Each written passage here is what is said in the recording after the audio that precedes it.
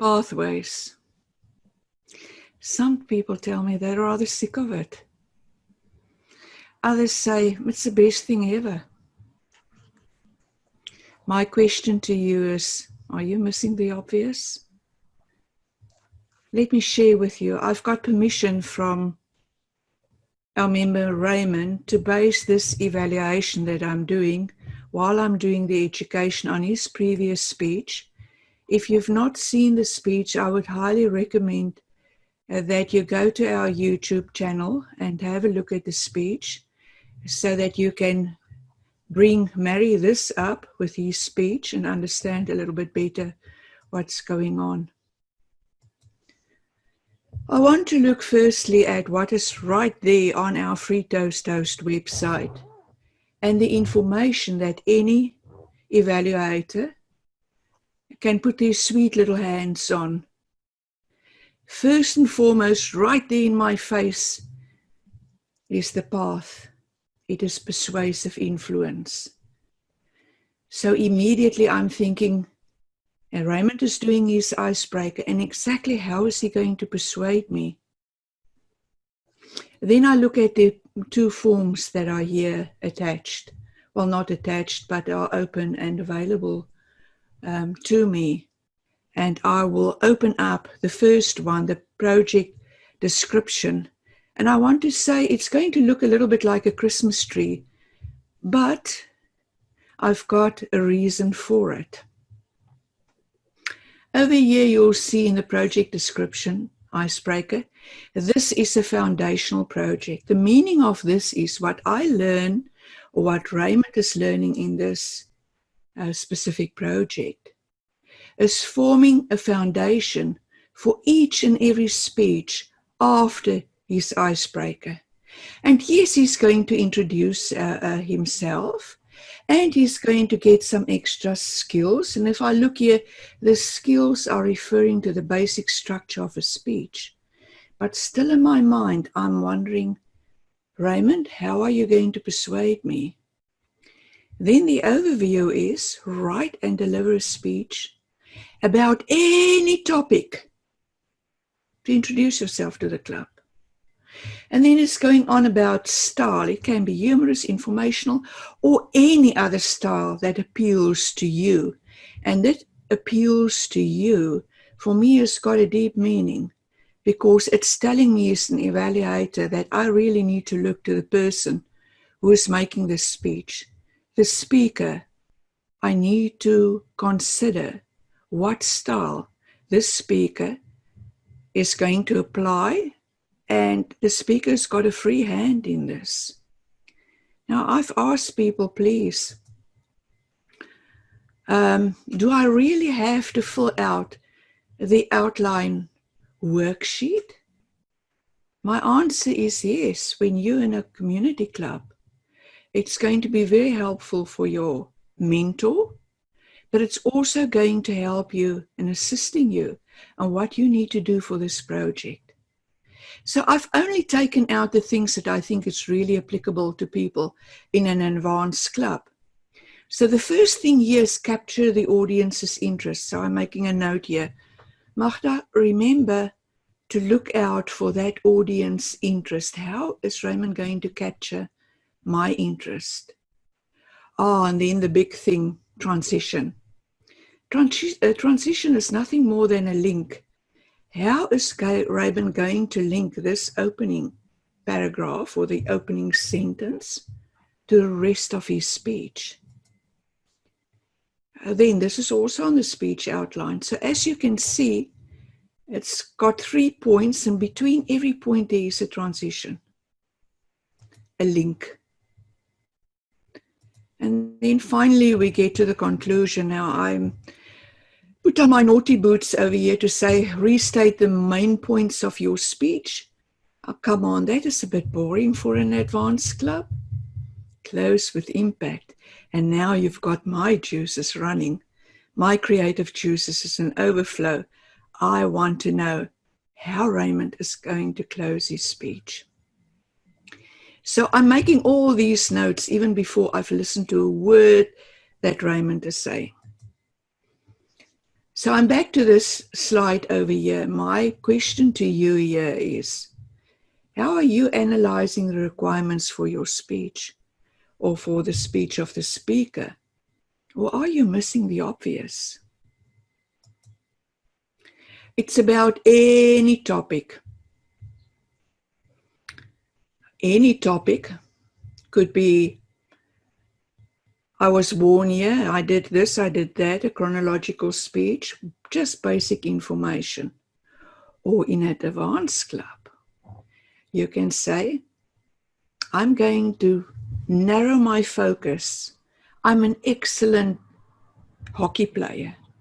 I'm going to tell you who I am through my game of hockey, or whatever. You can do a narrow topic on what is important to you. And then, of course, we also talk about style. Now, we all know the style of David Attenborough, saying, be very careful, there's a lion in the bush. But we also know the style of a pilot, this deep, come to daddy, you're safe with me, I will look after you voice. And we also know the staccato style of a commentator doing a ball game. I'm not very good with this, but it's something like this. And Joe is grabbing the ball, and Peter's taking over. Oops, they dropped the ball. Short, sharp, staccato style. So my question is going to be, there are so many styles. What is Raymond going to do? What will his style be? Now, I know Raymond, and I know that Raymond has got some limitations. He's got MS. And I know that he will apply a style that appeals to him. And because of his illness, I know that he is a prefrontal cortex guy. He will use words over here to say how he's feeling. And don't think for a moment Raymond doesn't have all the emotions that you and I have. It's all there. It's just his body is a bit on the lazy side and translating all these different body language, vocal variety, and all of that. So I am curious to how is Raymond going to use what he can use to make this speech interesting to me. The next thing that I'm looking at is the icebreaker. Now I want to, these little dots, the goal of the evaluation is an effective evaluation of Raymond's speech. Effective evaluation, what is the meaning of that? Will I use a stereotypical template that I would use when I evaluate someone in a Toastmasters competition? I don't think so. It will not be an effective evaluation of Raymond's speech. Now they say here, if it's the first time that you're doing a speech ever in your life, the evaluator may ignore page 2. Now I know that there are items on page 2 that I can use for Raymond's speech, and that is what I will do. So only now, with all these things in the back of my mind, do I get to the rest of the information on our WordPress site. His title is, I come, I see, I struggle. Whoops, the lights are going on in my brain. I've heard this before, not in the same way. Julius Caesar said, well, they reported that Julius Caesar said, I came, I saw, I conquered. Raymond, I think this is quite interesting. I come, I see, I struggle. I wonder if you would have some reference to the quote by Julius Caesar, and would you use the word conquer somewhere? But then I looked at the speech introduction, and immediately in my brain, it lights up like a Christmas tree. Raymond had a background in IT and finance. Well, maybe this is also stereotypical, but we know that IT and finance not really people business. But now he studied counseling. Wow, Raymond, what happened in your life to move from this absolutely informational background to one where it's messy? Where you do counseling, you're working with people. The moment that I look at the title, I also think, what are the clothes going to be? What is his ending going to be like? It is persuasive after all. Is he going to use a title close or a circular close? As it is a persuasive speech, is he going to challenge me to do something or not do something? All I know is that I am on high alert, because in his introduction, he's got two concepts here that are direct opposites. It's like day and night, or these two little funny little fishes here. Now I'm preparing my I'm preparing my table, and on the one side I've got bullseye, and on the other side of my table I've got not yet. So I want to tell Raymond what exactly was bullseye. I want to say to him, yeah, good, but not yet. And then in private, I would say to him, my friend, you've missed that one completely. If it is something that I feel I should do in private. But for the most part, we are with friends and we can enjoy whatever's coming our way, and sometimes even tongue in cheek. And that is making it so interesting. So now it's time to listen to Raymond's speech. I'm listening to his speech. And the next slide that I'm going to show you has got my summary of his speech. So this is what it's going to look like, my bullseye, and it's about what and how. The not yet is about what and how. And now I'm going to keep quiet to give you a moment to read this.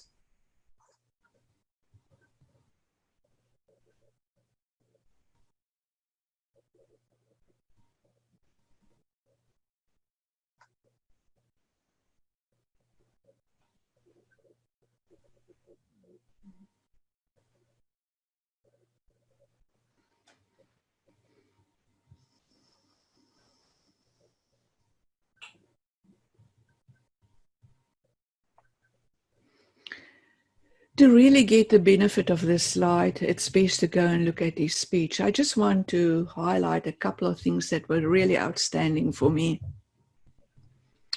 His speech has been a chronological structure, and it added value to the story. What is important to me is that I saw, he related that to his structure.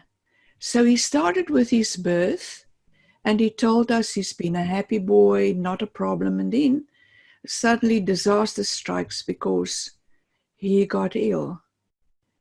And then he saw that in life out there, unless you're wealthy, well, that's what he thought. You've got to be healthy to make an impact for people to really appreciate you.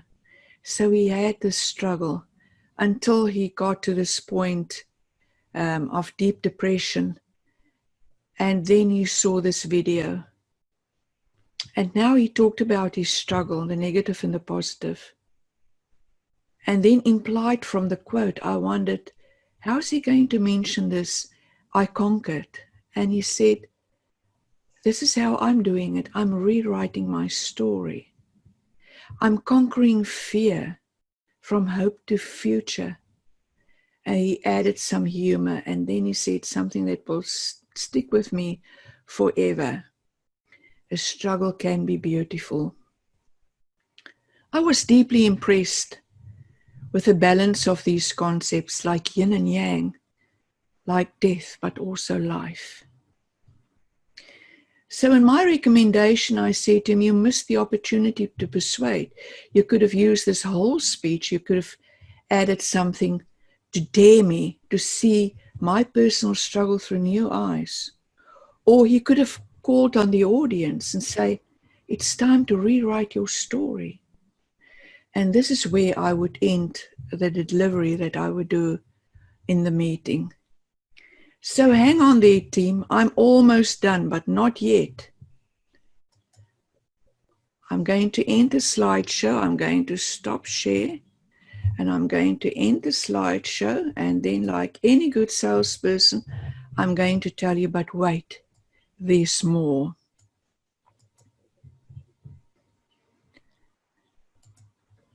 I know that on page 2, there are items like gestures, vocal variety, and facial expressions.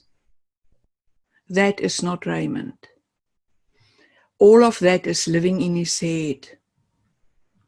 So what I would say to Raymond, your clarity really impressed me, because what you did is you adapted your need for oxygen and you married that up with your speaking style. I would also say to him, because of your comfort level, you've put me at ease. Thank you for that. And then I would make mention for interest on the contrast in his speech. And I would say, thank you, Raymond. It's an excellent speech. Thank you for sharing this with me. And now, dear member, I want to ask you, will you use all the info on the website now? Remember, critical thinking is not possible without analysis and questioning. And the same is true for evaluation. You must take the time to prepare. I want to tell you a little story of not a very long time ago in the 70s, of this couple who went on a sea voyage for a weekend, 3 days. And the lady packed them lots of food, boiled eggs and potted meat, and blue cheese and biscuits, and everything that they would need for this voyage. On the ship, they saw the beautiful food and the dining room, but they thought, well, we got this as a present, these tickets, so we won't impose, we can't really afford to eat in the restaurant.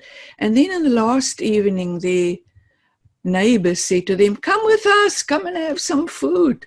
And they said, no, we can't really afford it. And they said, are you crazy?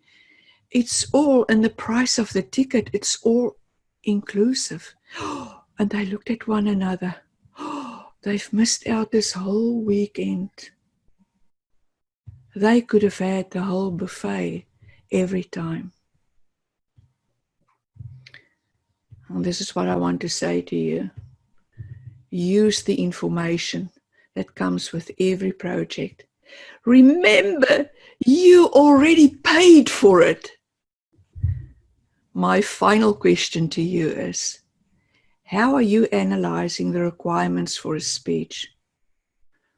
Or are you missing the obvious? Madam Toastmaster.